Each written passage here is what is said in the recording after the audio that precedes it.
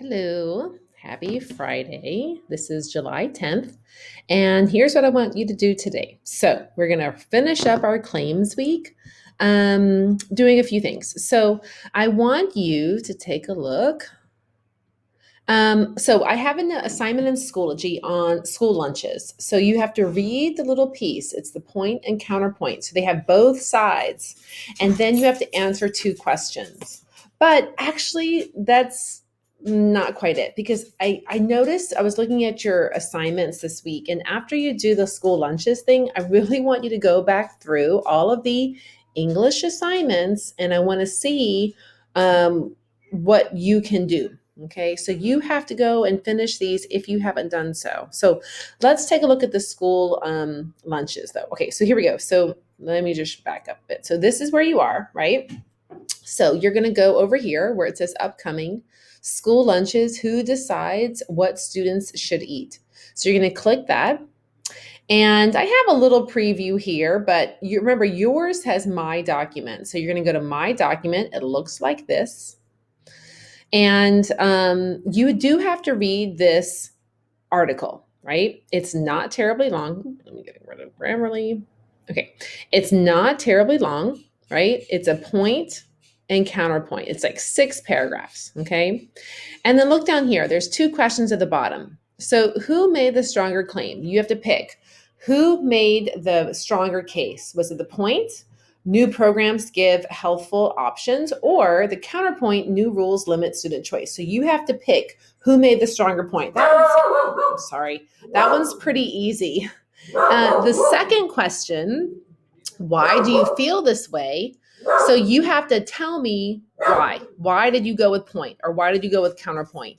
And you have to explain it in a few sentences, guys. And I want to know, what was their strongest piece of supporting evidence? Like, what was the one line that really convinced you and why? Okay.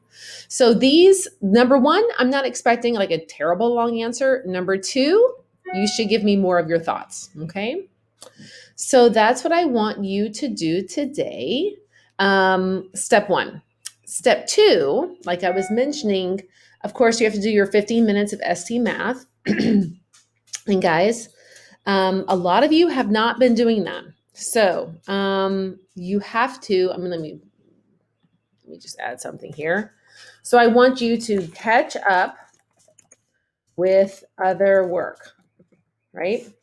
So guys, you have to, sorry, you have to use today, because it's not that much work I gave you today.